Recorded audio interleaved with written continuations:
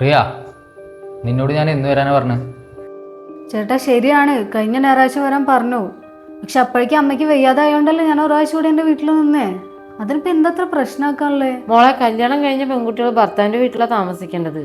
അമ്മ, ഞാനൊരു മാസമല്ലേ എൻ്റെ വീട്ടിൽ പോയി നിന്നിട്ടുള്ളൂ. ഇത്രയും കാലം ഇതിനകത്ത് തന്നെ ഉണ്ടായിരുന്നില്ലേ? വർഷത്തിൽ 1-2 തവണയാണ് ഞാൻ എൻ്റെ വീട്ടിലൊന്ന് പോയി നിൽക്കാറ്.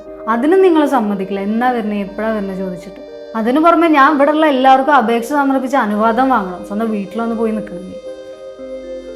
അല്ല, ഞാൻ ഒരു കാര്യം ചോദിച്ചോട്ടെ, ചേട്ടനെന്താ 1 മാസം പോലും എൻ്റെ വീട്ടിലൊന്നും വന്ന് നിൽക്കാത്തേ? പ്രിയ, നീ എന്തൊക്കെയായി പറയണത്? ഭർത്താവ് ഭാര്യ വീട്ടിൽ പോയി നിൽക്കുന്ന നാണക്കേടല്ലേ? നാട്ടുകാരെന്താ പറയാ? നാണക്കേടോ? എന്തിന്?